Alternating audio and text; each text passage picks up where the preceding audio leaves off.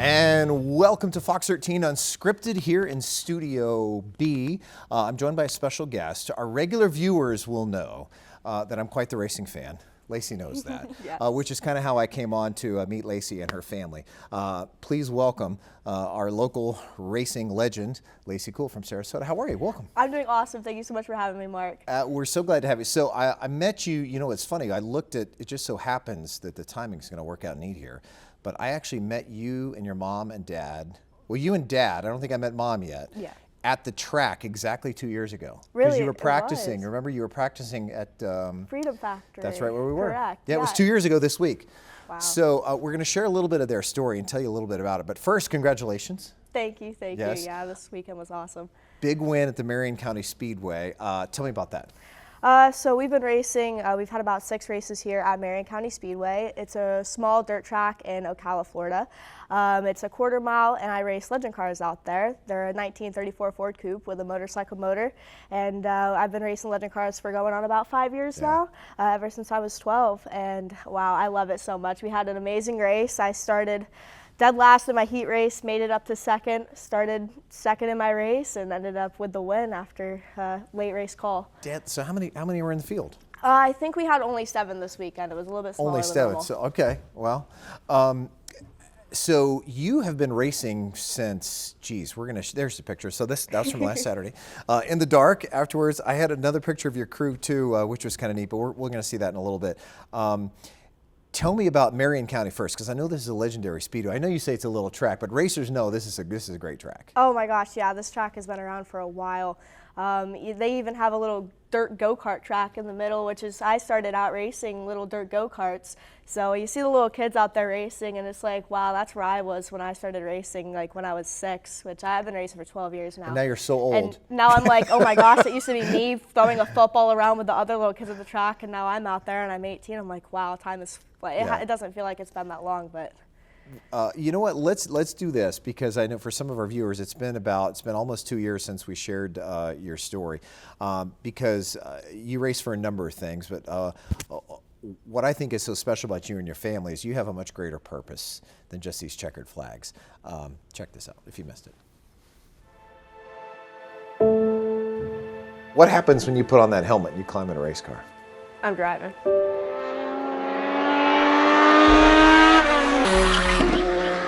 Nothing really matters out there other than me trying to be as fast as I can, be as focused as I can. A focus sharpened by pain. I'm extremely proud of my daughter. A drive fueled by loss. Channeled into early success. At just 12, Lacy Kuehl caught NASCAR's attention, becoming the youngest driver ever signed to their Drive for Diversity driver development program. Now at 16, she's tearing through fields, winning on the track, but more importantly off of it, once fans learn how and why her baby brother Rocco is taking every lap with her. Yeah, they were always together, constantly. So I think he drives her. She has him on her helmet, on her suit, on her car, but she'd much rather just have him here. Shortly after Rocco's first birthday, he fell ill. No fever, just very thirsty, and then he became lethargic. Took him to the walking clinic Saturday morning around 8 a.m. He slept all the way through his examination. So I asked the doctor, why is he sleeping so much? And he goes, well, when you're sick, you just want to sleep. Later that night, his condition worsened. They rushed him to the ER, but it was too late. Rocco died from juvenile diabetes, a treatable disease, had they known, had he been tested. Losing a child is the worst thing. It will break you. It broke me. And there are days where I do not want to get out of bed, but I do. And the reason for it is because of my daughter right there. Lacy now races not just with Rocco, but for him. The Kuehls established their nonprofit Drive for Diabetes Awareness. And rather than sponsors on her hauler, there are symptoms. Rather than stats on her autograph cards, there's a story. A story about a boy. It really gets you deep down inside and knowing that people actually care. What do most people say? Thank you. Thank you. Do you ever think about what it'd be like if you were here? Yes, definitely a lot, especially around this time. His birthday was actually yesterday. Wait, yeah, it was yesterday. So it was super hard. But Lacy's about to trade in her helmet for a hat made of fox. After one of her races last summer was rained out in Alaska, another driver, taken aback by Lacy, invited her to try her hand with his sled dogs, telling her they were all hers if she wanted to enter this year's Junior Iditarod sled dog race. After 3 days of being there, staying with him, working with the dogs, I was like, yes, I'm going to do it. Yes, the Florida teen who'd never seen snow until she started training recently is now staring down one of the toughest races on the planet, a grueling 150-mile two-day trek through the Arctic. Here's Lacy on one of her first training runs. We hear there's a mile-wide smile somewhere underneath all those layers. She never dreamed of any of this. I never dreamed of this. A life in the fast lane, where emotion and adventure collide. And all that can slow her down is a chance to tell someone why. It could cost you your child's life. We've been through that. I don't want it to happen to anybody else. That's why we do what we do, to save lives.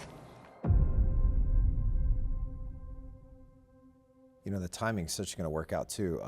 Rocco's birthday just in a couple more weeks, right? If I remember. Yeah, just a couple more weeks. Yeah. Yep. It's about 3 weeks away. That story, I'm sure, will never get old for you to tell. No, definitely not, and it's still hard to tell to this day. I think it's gotten a little bit easier throughout the years, especially with what I know that we're doing. But yeah, it's definitely still hard for me and my family. I'm sure. Understandable. Well, we appreciate what you're doing. Mom and Dad are here. We're going to hear from them in a bit. But next, sit tight because we got Lacy Kuehl here. We're going to talk about the Iditarod, talk about that experience, and then what's next on her racing career. Don't move. Much more on Fox 13 Unscripted, live right here when we come back. And welcome back to Fox 13 Unscripted. We've got our local racer, Lacy Kuehl, with us from Sarasota. What are you, barely 18? My goodness. I turned 18 in July. You End of did? July. Okay. Yep. She's just killing it on the racetrack. And I know we were talking about dirt because I know you've done a lot of asphalt, but lately you've kind of transitioned a little bit to dirt. Yes. What do you love most about the dirt? Oh my gosh, the dirt is, I would say the asphalt's a little bit more technical, but also with the dirt, you really have to, I don't know how to word this right. You really have to drive the car. You have to be able to drive it in there super fast, get her sideways, stay on the throttle, and just, you have to trust the car really and your driving abilities. That's what I love about dirt. I remember asking you when I met you a couple of years ago, met your dad, you've obviously grown up at these tracks because I know your dad was a fan too, but you took to this very quickly. Why do you think that is? I mean, you know, a lot of younger folks can get into race car and have tried. You seem to be very, very comfortable at a very early age. Why do you think that is? I don't know. I feel like during go-karting, I don't know, it was just put a lot of work into it and a lot of time and effort. It was all about seat time, and that's what we've always been practice. We've always been on the racetrack. We would race Saturday, and then on Sunday we'd run out the track with one of our friends, and we'd go out there and we'd practice again and run more laps. And it was all about just being in the car, and that's just how you get used to it, and that's how you learn. You could be racing on a simulator. You can be doing other things as well to get used to it. Yeah. So there's all these great memories and experiences I have, again, when I met you and your mom and dad. One of my favorite, too, that may not have come across in the story, but I want you to share, is you climbing under the car with a wrench. I mean, Dad's got you working, changing brakes, you name it, right? yeah, I used to, whenever we were racing asphalt, and even to this day, I just did my brakes earlier today before we came out here. So if I have oil on my hands, I probably have some on my legs too. But I was doing my brakes after last race. And yeah, I've always just learned to work on cars. My dad's always had me out there working with them every weekend. So yeah, and obviously it helps you better understand Oh, what's yeah. underneath you, right? It definitely does. It helps you understand the car better, and if you have a problem on the racetrack, you're able to relay to your crew chief more about what the car is doing and what you think is wrong, so you can fix that so you can race. Yeah, all right. So from asphalt to dirt, and then last year, snow. Tell us about the Iditarod. I know that was quite an experience for you. Wow, the Iditarod and the Junior Iditarod were an amazing experience, and I can't thank Nicholas Petit enough for that. It was something I will never forget, surely. I learned a lot while I was out there. It was a completely different field than what I'm used to, Sure. Especially all the weather, the dogs. Wow, I loved it so much. Wow, it's so different from racing cars, especially because you have live animals with you. You have their lives in your hands and your own life out there as well, especially with the harsh elements of Alaska and the animals and everything that's out there. It was tough, but I definitely learned a lot. And those animals ended up taking care of you, didn't they? Yes, they did. They saved my life. Tell us, I mean, because I know you were kind of towards the end, you were doing so well, and then you had a medical issue, and then you didn't quite pass out, or did you? I did pass out. You did? Yes, I did pass out. So we found out what was wrong. I was actually dehydrated. But a lot of mushers, they either fall asleep from or pass out from sleep deprivation. That happened in the actual Iditarod race in 2023. Then we also have dehydration. Since it's cold, you don't think you need to drink as much water, but when you're colder, you actually need to drink more water than when you're actually sweating in Florida. So that's where I messed up personally, and I should have been drinking water even weeks before my race. That's how many calories you're burning, It's how hard just you're working. everything I'm burning out there with the dogs and working in those elements. And they turned you around, or didn't they turn you around, headed back to your last checkpoint? Or tell me how they saved you. So after 75 miles, we have our checkpoint, and we have a 13-hour mandatory checkpoint. So I was there for 13 hours, and then I woke up the next morning, and we were going out onto the Yetna River to head back to the finish line. And we were only 2 miles away from the checkpoint, and I ended up getting dizzy, and I passed out. I woke up, and I was like, something's wrong, like I need to get back. And we were on a very tight trail on this river, and I was like, I don't know how I'm gonna turn my dogs around. And my amazing lead dogs, Shuby and Bandsaw, they directed all the dogs, and I was able to turn the whole entire sled around without any problems. And that's not normally normal for those dogs, especially after they were sitting for 13 hours, for them to go back to where they just came from. And then I passed out again before we got to the checkpoint, right when I was going up the riverbank. So how about that? Yeah. Well, then you'd spent weeks and weeks with them training too. Yes, I did. You like to think they probably would have done it to somebody else too, but I'm sure you had quite a special bond. I know you do still have one with Shuby, right? Yeah, we actually brought an Alaskan Husky home, and we named her after Shuby, the dog that saved my life. Sure. Yeah. How about that? So any more Iditarods for you? You can't do the junior anymore because you're a No, full-on I adult can't. now. You think you'd want to try that again?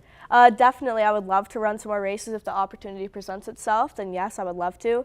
But right now I'm focusing on more of my college and my racing side, but in the future, 100% I would love to go out there and do it again. I loved it. Yeah. Yeah. That's exciting for you. All right, back to the racetrack in Florida. What's next for you? Marion County again? Marion County Speedway, we have that January 18th, and we also have a car show event tomorrow at the Freedom I was Factory. going to say that's Freedom Factory in Bradenton, right? Yes, that'll be off of State Road 64. Okay, you guys are going to be there with the full on display. Hopefully people will come check you out. All right, are we okay to bring up Mom and Dad? Oh yeah, 100%. We got Mom and Dad, Heather and Brent Kuehl with us, Lacy's parents here. You're going to see the teamwork it takes to put this racer together and to send this message home and save some lives. And we come right back. Don't move.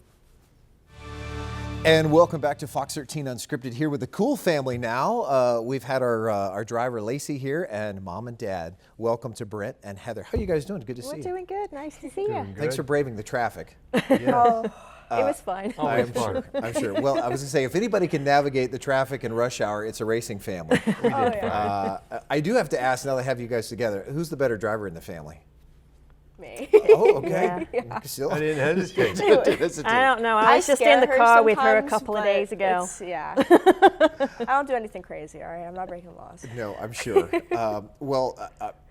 Mom and Dad, you guys have, I know we saw a little bit in the story from before, but you guys are still doing your thing.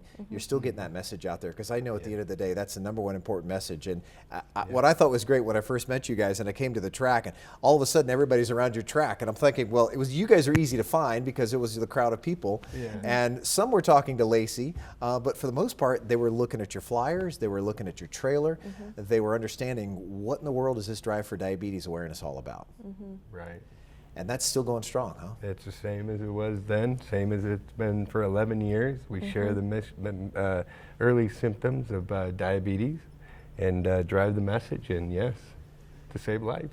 We talk about that a lot, and it's just not something a lot of people talk about, because a lot of people have diabetes, but we learn of it later in life. Rarely, do we see these issues so young. Yeah. Why is this still so important to you? I mean, after everything that we experienced, especially, we always look back, and when we lost Rocco, we always asked ourselves why. Why did we not know?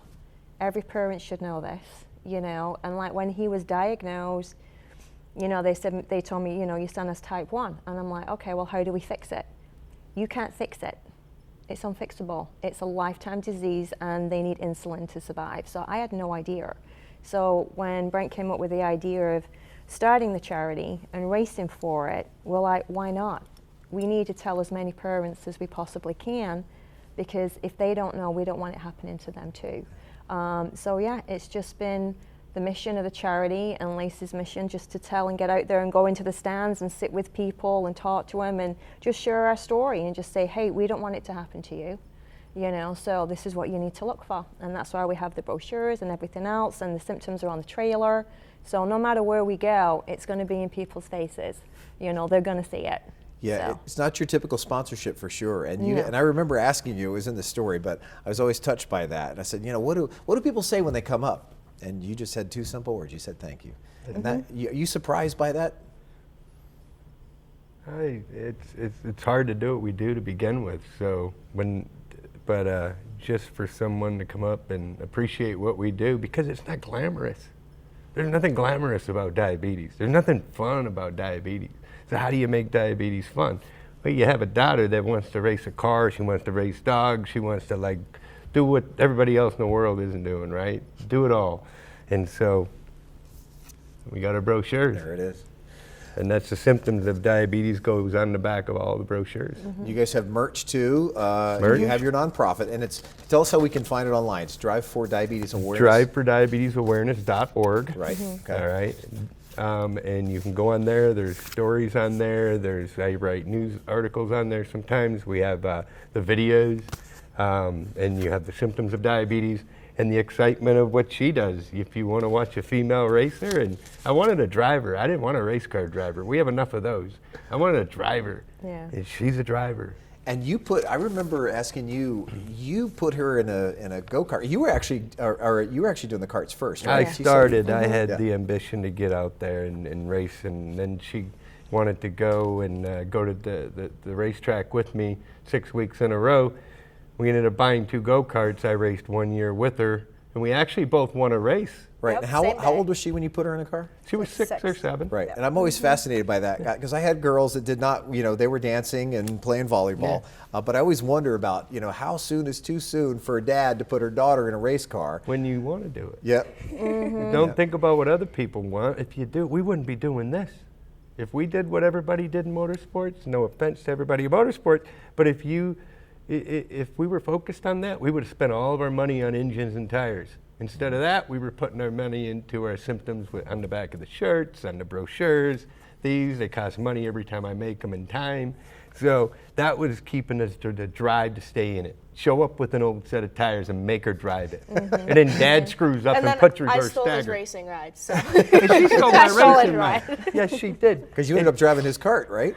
Well, we had to sell mine we to had pay to sell for his, and then All right. So, fair. That's how it works. I got the short end of the stick. I'm over a decade here now. But here you are now watching her win these races. And she's won quite a few. A NASCAR development driver still too. I mean, that's got to make you guys feel so proud. It is. She's won on all 3 platforms. I didn't know if you knew she has a win on legend cars and road racing at the firm in 2022, I believe.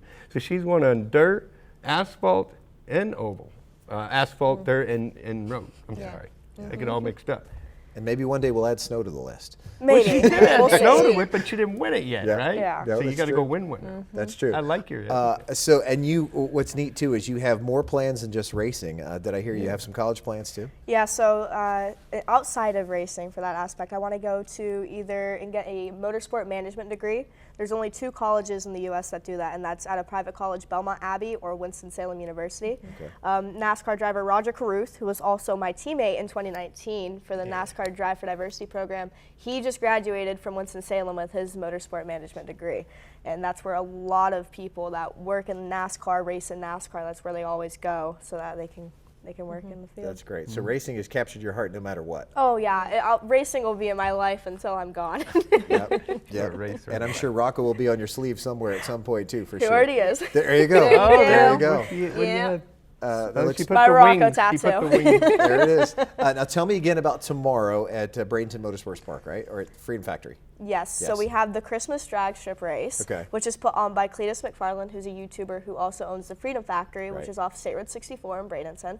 And we're going to be doing a car show out there. We're going to have the legend car, we're going to have the trailer, and we're going to be just showing everybody the car. We're going to go watch some drag cars go down the track with a Christmas tree on top of them. Yeah. You're going to hand out brochures. And we're going to hand out brochures With the and symptoms spread on the diabetes back. awareness. It's got the Christmas tree. This is Christmas Drag Strip Championship at the Bradenton And Motorsports it's a lot Park. of fun too. And then we put in there, and you get your A1C. You can check your A1C, go back 3 months, see how you're doing, and find out a lot of information. There it is. They're great cards, and the trailer looks amazing too. And before we go, Heather, I remember too. You weren't the biggest racing fan at first. I remember you probably had more reservations than anybody, I right? did, because when we first went out to the track, I had no idea what we were getting into. So I finally got used to go-kart. She was doing well in that, and then she got picked for NASCAR, and then she was going to be driving a legend car, and I went to, it was Citrus Speedway, and I said, I don't know about this at all. But she went out there that whole summer, and she just nailed it. So I've seen her race so many times, and she knows what she's doing out there. I mean, avoiding wrecks like I wouldn't believe. I mean, there's some kids out there, they wreck a lot. She's really only had one major wreck in her car, and she's a driver. Yep. She knows what she's doing. She's found her place, as you guys Yes. have. Thank you guys so much. DriveForDiabetesAwareness.org. Yes. Check them out. Best of luck to you. Thank you so much. Yep. for having me. Thank you you, guys for Mark. coming. Thank Have you a great so much Christmas for too. inviting us. Yep. Thank you much. Thank you. Thank you. Thank you. We'll see you on TV. Bye.